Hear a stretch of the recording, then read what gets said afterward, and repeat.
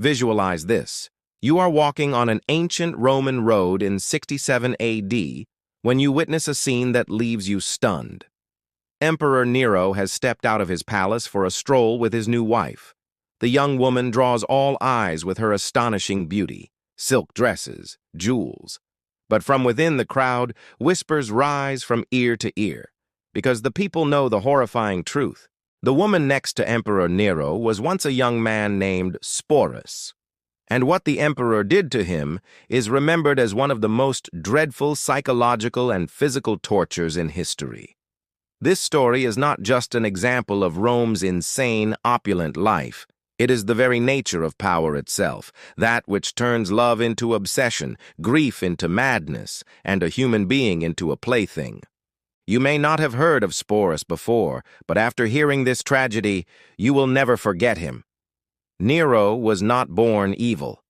When he ascended to the throne at 16, the people believed he would lead Rome into a golden age.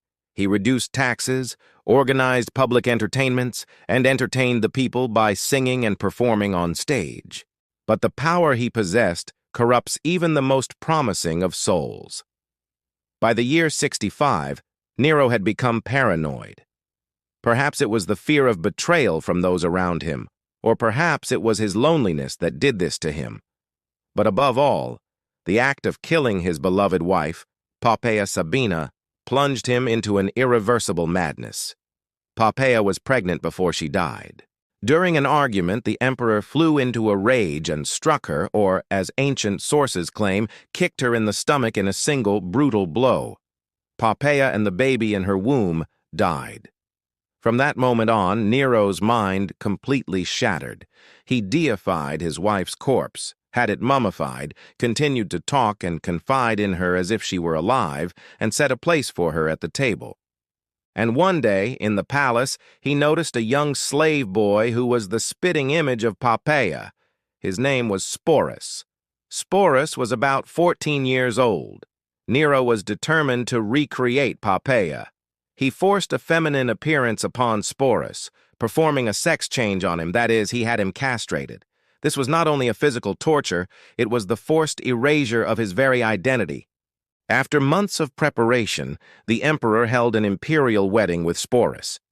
He gave Sporus Poppaea's name, dressed him in women's clothing, and had him trained in makeup, gait, and speech. He presented him as his empress before the court and the public. Nero himself had begun to believe Sporus was Poppaea. Every day he would call him by Poppaea's name, recount memories of the past, and expected Sporus to respond in kind. For Sporus, life had become an endless nightmare.